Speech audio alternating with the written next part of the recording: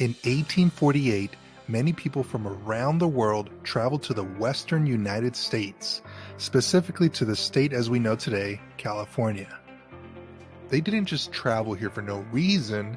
Their main motivation was driven by the excitement of prospective mining for gold. This involves digging and carving rocks and some intensive labor.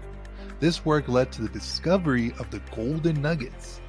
Well, crypto mining is very similar to this concept, and in this video I will show you exactly what crypto mining is and how you can get a piece of the action.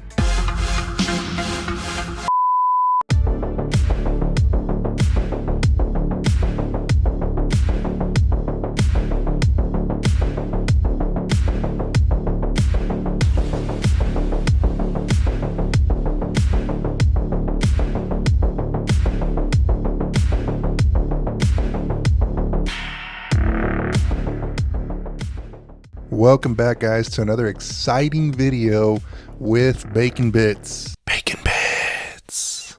Now, I'm actually really excited about this video because it talks about one of my favorite topics about crypto, and that is mining. Bacon Bits! If you don't know what mining is, don't worry, this video will make you understand what the concept is.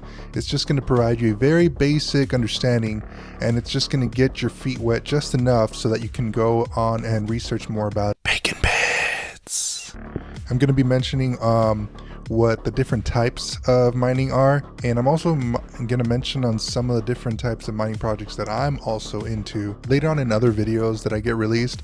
I'm going to get more into detail on different types of mining, but for this video we're just going to go on a very basic touch. So if you don't want to miss any of the other videos that are coming up soon, I highly suggest subscribing if you haven't done so already. Now enough about talking about this stuff. Let's actually get into the video and start learning about Bacon Bits. So in order to explain mining, I'm going to go back to that analogy with the gold rush in 1848. We can see that many people did work, and as a result they earned rewards. Well, mining is the same concept, but instead of people, it's machines who do all the work, and you get to collect the rewards, which is pretty cool. You can think of this kind of like passive income. So what type of work can machines do to earn these crypto rewards? Well, there are hundreds of different types of different protocols, but we'll be covering 5 in this video. The first one is proof of work.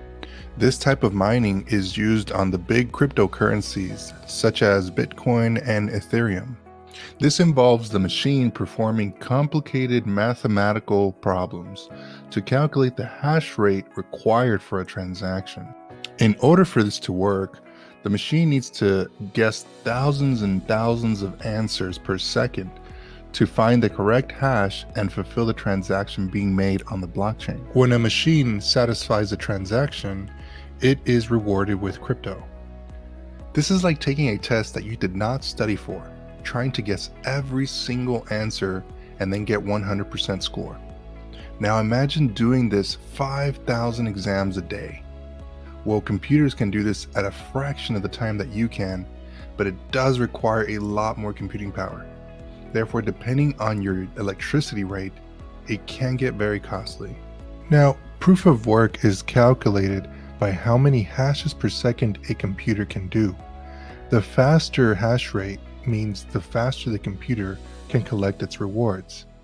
But this also means more electricity. Most people who mine the proof of work have affordable electricity rates. Otherwise, mining with this option would not make sense.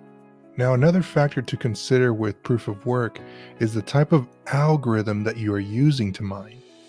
You might be wondering, well, what the hell is an algorithm? Well, it's nothing more than a pattern or a set of instructions. To help understand this, I will use an analogy. Let's say there is a woman named Erica and a man named Bob. They are trying to find a balloon with the number 8 on it, but they need to search in a line of balloons. For the first method, Erica tells Bob, for every new balloon that you see, identify the balloon and see if it's number 8. Then come back to me and let me know what you found. Bob identifies the first balloon that he sees, but it's not number 8. So then he runs back to Erica and says, "Hey, this is not balloon number 8. Erica tells Bob to repeat the process. Bob already checked the first balloon, so he's going to go to the second balloon this time. But balloon 8 is not there. Well, he runs back to Erica and tells balloon 8 is not found. Erica tells Bob, do it again. Bob saw the first and second balloon already, so he's going to go to the third balloon this time. Finally, Bob found the balloon number 8. He goes back to Erica and tells her the good news. Now for the second method, Erica tells Bob, search each balloon until you find the balloon with the number 8. When you do find the balloon with the number 8, come back to me and give me the balloon. Bob walks all the way to the third balloon, finds the balloon, and gives it back to Erica. You can start to see that the first method is way slower.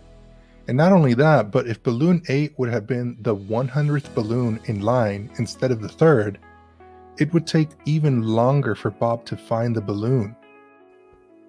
Bob would need to run back and forth every single time, and with each time, the distance would grow even more, meaning he would have to walk more, and that takes more time. This means the more this method continues, the more energy and time it takes to complete the same goal as what the second method is accomplishing. Method 1 and Method 2 are both different types of algorithms with the same goal to accomplish. In mining, you want to make sure you run the most efficient algorithm so that you can make the best use for your hashing rate.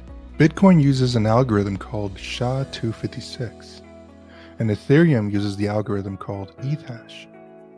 There are other algorithms that you can use with these coins as well, but SHA-256 for Bitcoin and ETH# for Ethereum have proven to function the best to get the maximum performance for your mining equipment.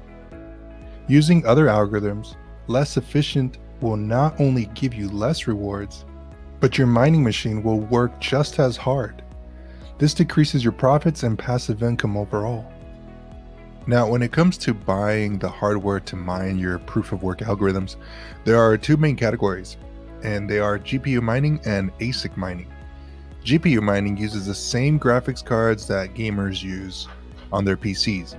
ASIC stands for Application Specific Integrated Circuit. ASIC miners are typically bigger, louder, and more power hungry.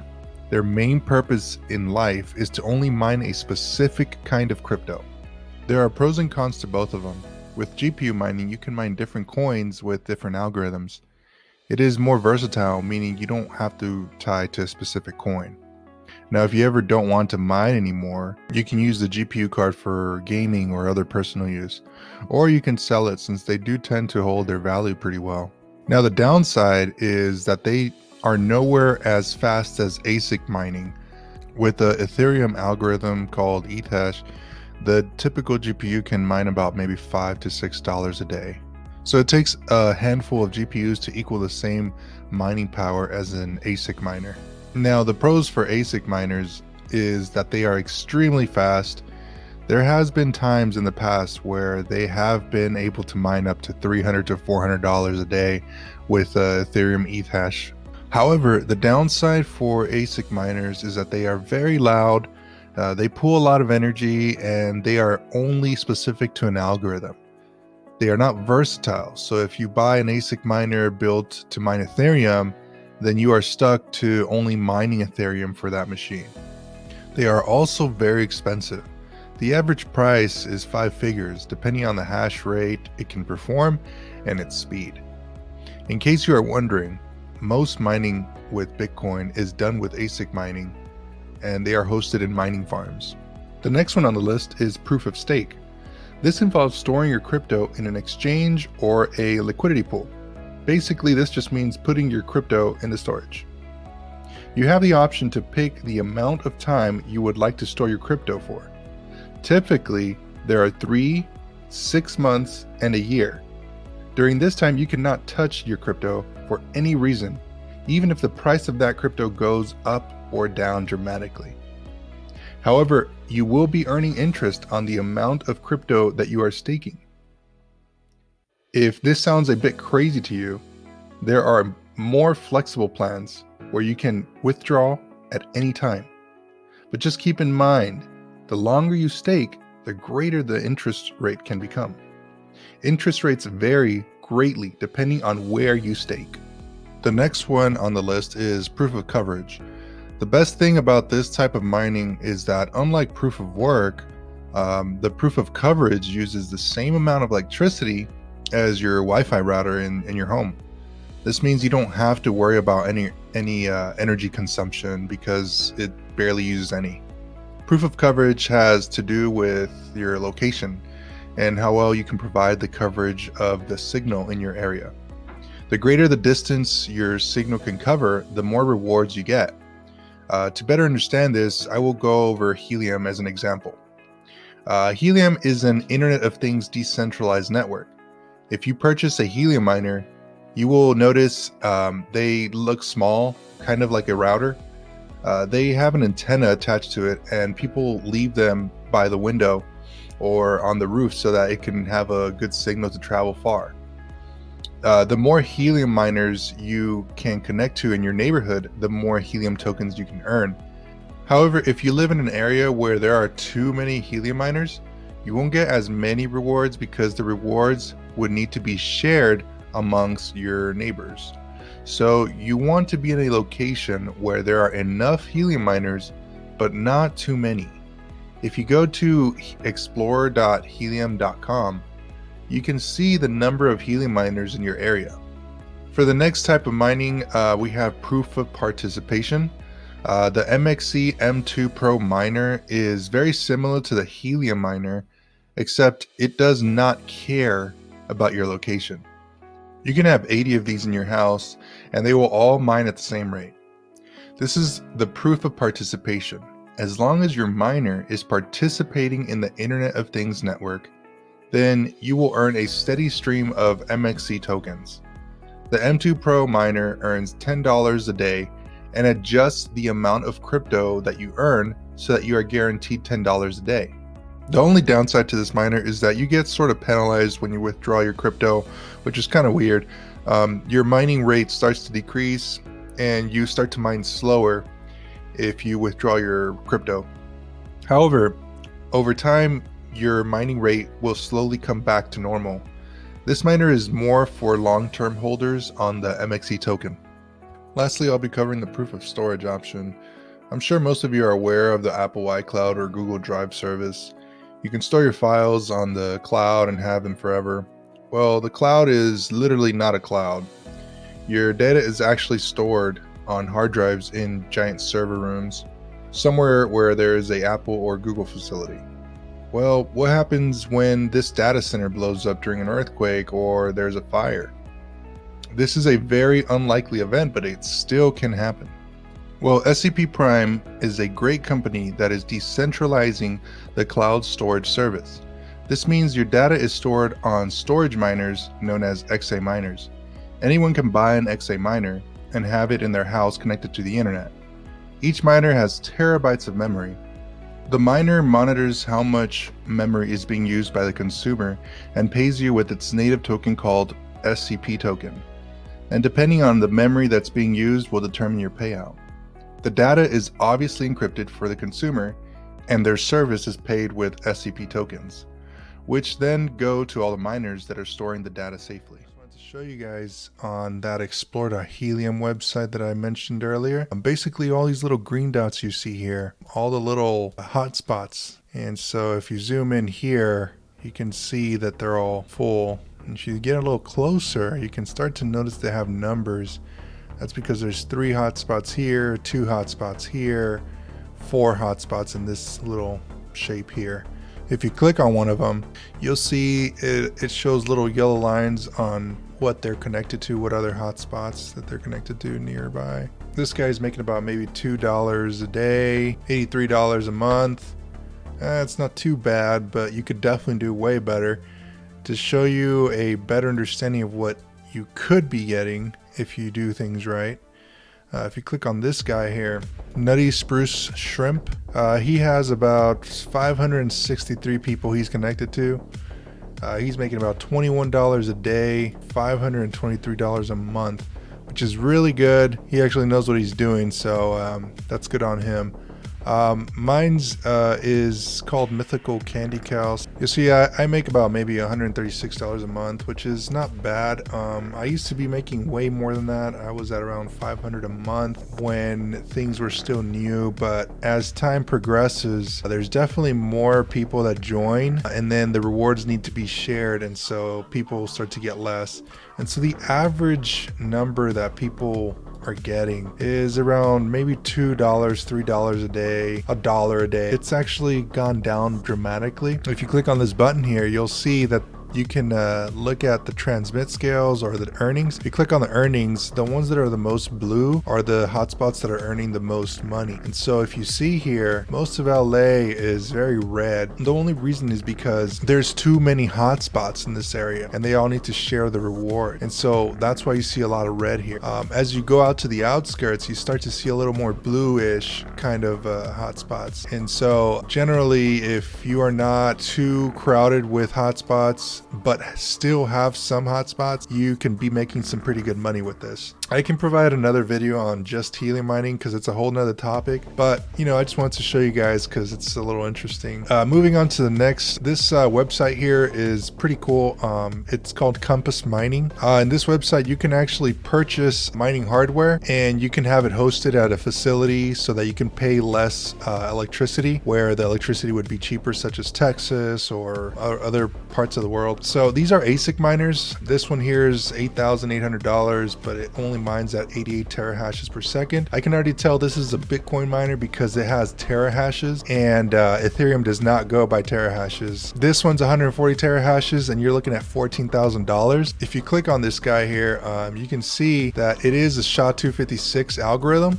It does consume about that much power, which is a pretty high amount of consumption. And if you scroll down here, you're looking at maybe $21 a day on average. So at that rate, you're looking to get your ROI back for that $14,000 in maybe probably a year and a half. And this one says it can be hosted in Texas, United States. Kilowatts would be 0.07 cents per kilowatt, so that's pretty cheap. If you want to look into ASIC mining, you definitely want to make sure that your power consumption is very low, because that's going to cut into your profits. You got to remember, when you buy this ASIC miner, it's yours. It's completely yours. You can get it shipped to your house whenever, or you can have it hosted at a different facility, and then you can have other people take care of all the hardware and the maintenance part of it, and you give them a percentage cut. Now, moving on to this next website, if you're wondering how much other ASIC miners cost, this guy right here, Gold Shell KD6, you can see here that it's $140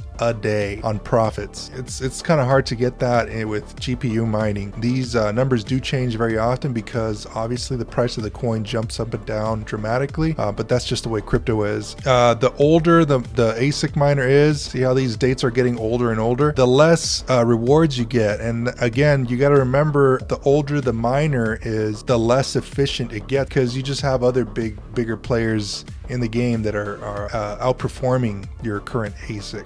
And so anything down here in red would just not be worth it. It's just a total loss. Highly suggest that you check this website out. And then another website I like to show you guys is GPU mining. All these are different types of GPUs that you can buy. I'm just going to use the 3090 as an example because it's a pretty strong GPU. So just one GPU would get you at about 114 mega hashes per second. Let's say your cost per kilowatt was 0.15. If you calculate that for ETH hash, you're going to be looking at maybe $5.48 minus the consumption cost for electricity. You're looking at $4.33 a day. If your cost increases for your electricity bills, you're going to be looking at pretty big cuts. So basically 50% cut of your profits here. I highly suggest you do your own research. This is not financial advice. I just want to make sure that you guys know the possibilities with proof of work mining. That's it in a nutshell. Hopefully you guys like this video. If you guys have any other questions, feel free to leave any comments down below. And then again, if you haven't subscribed already and you're a new time person here, I highly suggest subscribing because I got more videos coming up soon. So that's it for this video, guys. Hopefully you guys enjoyed it. We'll see you on the next video.